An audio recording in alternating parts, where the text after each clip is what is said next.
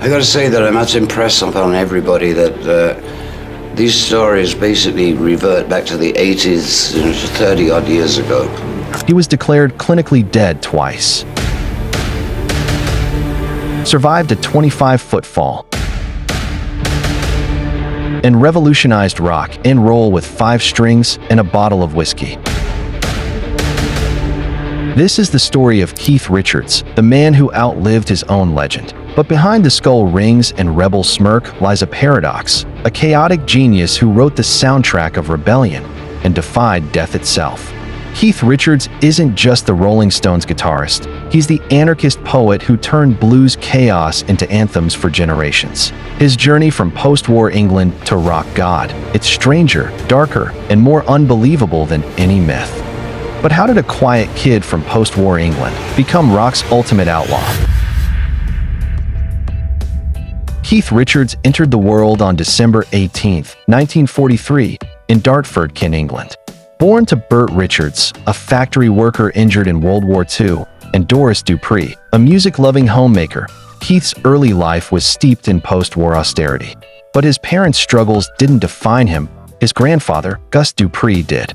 A touring jazz musician, Gus gifted Keith his first guitar at 15, sparking a love affair with music that would save him from the monotony of a blue-collar future. Young Keith was no prodigy. Teachers called him difficult, but his grandfather saw rebellion as potential. With his lanky frame, sardonic smirk, and fingers perpetually stained with cigarette tar, Keith stood out. Yet, it was his ears that mattered most. He'd skip school to dissect blues records, mimicking the gritty riffs of Howlin' Wolf and Robert Johnson. His obsession, the groove, the raw, unpolished heartbeat of American blues. But here's the twist. Keith's rebellious streak almost derailed him. At 18, he was expelled from art school for, well, let's just say priorities. Hint, it involved guitars, not grades. Yet, that same defiance became his superpower. By 1962, he'd teamed up with a shy economics student named Mick Jagger, a partnership forged over stolen blues records at Dartford Station. The rest, rock history. Keith's persona, a paradox. Offstage, he was introspective, devouring books on philosophy. On stage, he became human riff, a slouching, swaggering force who made imperfection sound iconic. As Eric Clapton once said, Keith doesn't play guitar, he weapons it. But how did this quiet, blues-obsessed kid from Dartford become the outlaw who rewrote the rules of rock? Behind the rock and roll myth, Keith Richards' personal life wove together loyalty, chaos, and redemption. His most infamous relationship, model and actress Anita Pallenberg. From 1967 to 1979, they were the Bonnie and Clyde of the Rolling Stones' wild, inseparable, and battling addiction. Their son Marlon toured with them as a toddler, strapped into airplane seats with seatbelts as makeshift high chairs. But their hedonistic lifestyle spiraled. Anita's struggles and Keith's near-fatal overdoses became tabloid fuel. In 1983, Keith found stability with model Patti Hansen. Their secret Mexico wedding, officiated by a local dentist, marked a new chapter. Married over 40 years, they raised daughters Theodora and Alexandra away from the spotlight. Keith admits, Patti didn't try to change me. She gave me a reason to stay alive. Family became Keith's secret chord. He credits his kids for grounding him. They didn't care if I was a stone. I was just dad. Even his feud with Mick Jagger has a familial twist. Despite decades of clashing, Mick is godfather to Keith's daughter Angela. As Keith says, we're brothers. You can't divorce blood. But how did a rebellious kid from post-war Dartford evolve into rock's most enduring outlaw? Post-war Dartford wasn't exactly a rock and roll playground. Keith Richards grew up in a cramped terraced house, ration books on the table, and air raid sirens still fresh in memory. His father, Bert, worked grueling shifts repairing machinery, while his mother, Doris, played Big Bill Broonzy records to distract from the dreariness. But it was Keith's grandfather, Gus, a charismatic jazz guitarist who lit the fuse. Gus sneaked Keith into smoky London clubs, teaching him chords on a battered Spanish guitar. By 10, Keith was hooked, not on schoolwork, but on the raw energy of American blues. School, a prison. Keith's teachers labeled him a daydreamer, but his real education happened after class. He'd smuggle records by Howlin' Wolf and Chuck Berry into his bedroom, dissecting riffs note by note. At Sidcup Art College, he skipped lectures to practice guitar in broom closets. His expulsion letter cited chronic truancy, though Keith insists, "I was just studying a different curriculum." Then came the moment that changed music history. On October 17, 1961, 18-year-old Keith boarded a train at Dartford Station. Across the platform stood Mick Jagger, a boy he'd known years earlier, clutching a stack of rare blues albums. Their reunion wasn't polite small talk. Within minutes, they were riffing on Robert Johnson and Chess records. As Keith later said, "Mick had the records, I had the guitar, the universe aligned." But how did two blues-obsessed teens from the suburbs turn a chance meeting into the world's greatest rock band? Keith Richards' education, let's call it unconventional. After barely scraping through Dartford Technical School, where teachers wrote him off as unteachable, he enrolled at Sidcup Art College in 1959. Not to study art, though. Keith later admitted, "I went for the guitar players in the broom closet." He'd skip classes to master Chuck Berry licks, earning him an expulsion in 1962 for lack of interest in anything but American blues.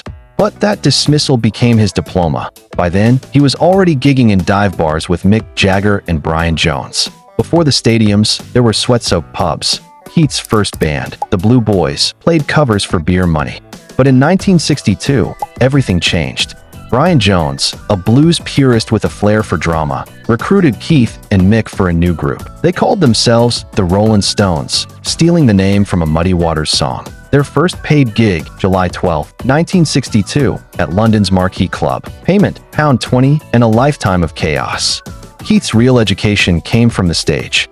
The Stones' early sets were raw, chaotic blues covers, Howlin' Wolf's Little Red Rooster, Willie Dixon's I Just Want to Make Love to You. Critics hated them. A grubby stain on British music, one sneered. But the kids, they went wild. By 1964, Keith had ditched the suits, grown his hair, and perfected his don't give a damn slouch. As he said, "The rules of guitar, there are none. You just bleed into it." But how did this blues-obsessed dropout turn rebellion into rock and roll immortality? Keith Richards didn't just play music, he weaponized it. In 1965, the Rolling Stones dropped I Can't Get No Satisfaction, featuring Keith's fuzztone riff that changed rock forever. Critics called it noise. Kids called it a revolution. By 1969, they were rock gods, but Keith's defining moment came during the 1972 Exile on Main ST Sessions. Holed up in a French mansion, strung out but unstoppable, he crafted riffs like Tumbling Dice and Rocks Off in a haze of bourbon and brilliance. The album, a messy masterpiece that still tops greatest of all-time lists. The 80s nearly killed him. Heroin arrests, band feuds, and an infamous '81 Toronto trial where prosecutors called him a walking pharmacy. Yet, Keith survived. In 1988, he shocked critics with his solo debut Talk Is Cheap, raw, bluesy, and proof he didn't need the Stones. But the ultimate comeback, 2005's A Bigger Bang Tour. At 62, Keith played to 3.5 million fans, grossing $558 million and still made it look easy. His accolades, a Rock and Roll Hall of Fame induction, a Grammy Lifetime Achievement Award, and a spot on Rolling Stone's 100 Greatest Guitarists list. But Keith's real legacy, the riffs. Gimme Shelter, Brown Sugar, Jumpin' Jack Flash, each a blueprint for rock's DNA. As Johnny Depp once joked, Keith isn't human, he's a genre. But how did this guitar-slinging outlaw turn chaos into cold, hard cash? Keith Richards' fortune is as wild as his riffs. With a net worth of $500 million, he's not just rock's ultimate outlaw, he's a savvy businessman. The Rolling Stones, A Bigger Bang Tour, 2005 to 2007, raked in a record-breaking $558 million, while their 2023 European leg added another $150 million to the pile. But Keith's wallet isn't just fed by screaming crowds. His 2010 autobiography, Life, sold 2 million copies in just 6 months, and his XM satellite radio show, Under the Influence, turned his legendary music taste into cold, hard cash. Brands love his rebel cred. From Louis Vuitton to Captain Morgan, Keith's endorsements drip with rock and roll irony. Even his guitar picks auction for $5,000 a pop. But here's the kicker. Richards owns a slice of every Stones song. That means every stream of Paint It Black, every movie sync, every cover band gig, cha-ching. Mick Jagger once joked, "Keith's riffs built more mansions than I can count." Professionally, Keith rewrote rock's rulebook. The Stones' 250+ million albums sold make them one of history's top acts. But his true impact, the blues revival. He dragged Howlin' Wolf and Muddy Waters into the mainstream, inspiring icons from Jack White to Lenny Kravitz. In 2023, at 79, he headlined Glastonbury, proof that rock and roll never retires.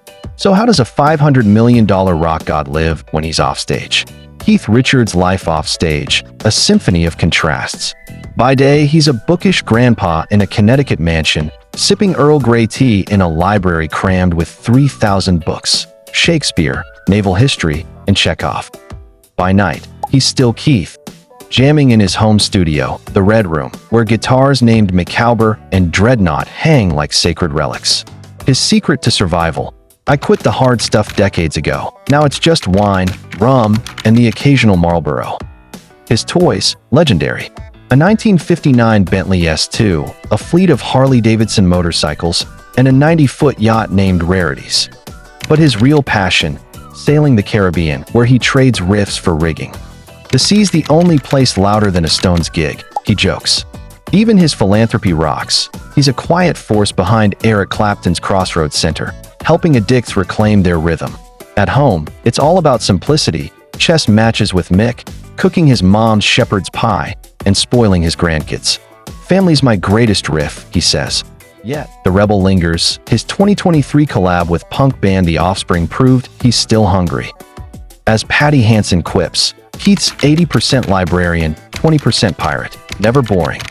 But what secrets and surprises complete the legend of rock's most enigmatic icon? Keith Richards isn't just a rock star, he's a walking myth. That time-tragic death of his infant son, Tara, in 1976. After collapsing mid-tour, tabloids declared him dead. His response: "I've been killing since the 60s. Death's just a rumor." Then there's the infamous blood transfusion tale. To kick heroin in 1973, he allegedly had his blood swapped in Switzerland. Keith laughs it off, total bollocks. "I just slept for a week." But the legend stuck because with Keith, even fiction rocks. Here's the twist. Rock's ultimate rebel is a closet nerd.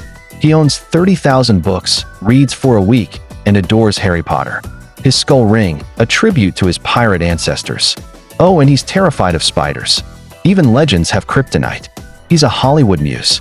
Johnny Depp modeled Captain Jack Sparrow after him, and he starred in Pirates as Papa Teague. But his wildest role, himself. In 2020, he accidentally stabbed himself mid-solo, shrugged, and kept playing. "Guitars bite back," he joked. So how do you wrap up a life this unpredictable? If you think Keith's story rocked your world, wait till you meet the king of country cool. Smash that like button, subscribe, and hit the bell, because our next video dives into George Strait's 2025 empire, secret ranches, vintage Cadillacs, and how he's still ruling country music at 72. Click the video on your screen right now, or risk FOMO for the rest of your life. This is Popular Lifestyle, where legends never die, and neither does your curiosity. Stay loud, stay hungry, and keep those comments coming, or Keith might just rewrite your Wi-Fi password.